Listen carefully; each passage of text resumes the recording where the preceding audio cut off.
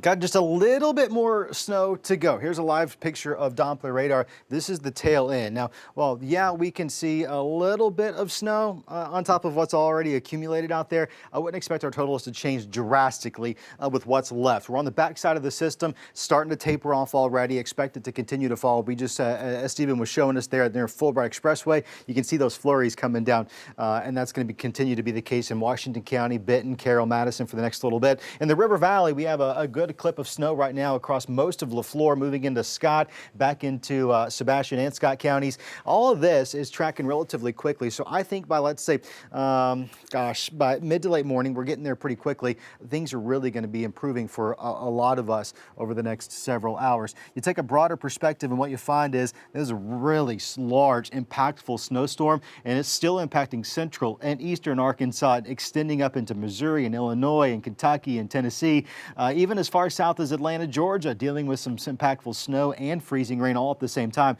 So a very large storm system. We are almost done with it. And you can also take a look at water vapor imagery. I don't typically show this. It's kind of tough to see, but what it tells us is where's the moisture? We already have the cold in place, no question about it. There goes the moisture. The bulk of it's being squeezed out off towards the east. You can see that dry slot that's really going to be undercutting a lot of what's left out there over the next several hours. And then we're done.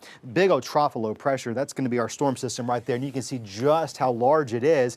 Behind that is more cold air. I know it's cold right now, kind of tough to think that it's going to get even colder, but get this, we're down into the teens overnight tonight across most of the area. So whatever melting does occur likely is going to start to refreeze pretty quickly. We'll take a look at your timeline here. This is Northwest Arkansas. We're going to have that clip moving through, let's say over the next hour or two, and then that chance really drastically drops off going into the afternoon and certainly going into the evening hours. It's going to look pretty similar in the River Valley. We got a couple more hours to go before things really start to taper off for a lot of us. We will hold on to mostly cloudy skies the majority of the day. Maybe a break or two out there, but generally speaking, it's going to be cloudy. It's going to be overcast. Weather impact alert will continue all day long as road conditions aren't going to improve drastically today. We'll have a little bit more ice overnight tonight as those temperatures drop below freezing. Anything that starts to melt starts to refreeze. Sunshine tomorrow with a temperature of 40. So I think Mother Nature is going to help us out a little bit. I don't know if we're totally great on those roads out there, especially secondary side streets, even into Sunday, just given how low those temperatures drop overnight. Going to be a pretty cool week, albeit pretty calm and quiet the next several days as well. No additional precipitation in the 7-day forecast.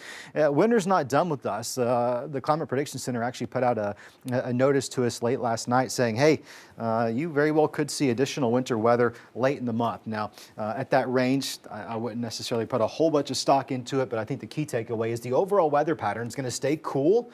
We're probably going to get some more blasts of cold Arctic air, and at times, if that moisture is present at the same time, like it is with this case, we could see a little bit more snow. So, in fact, statistically, it's late January into February where we see the majority of our snow.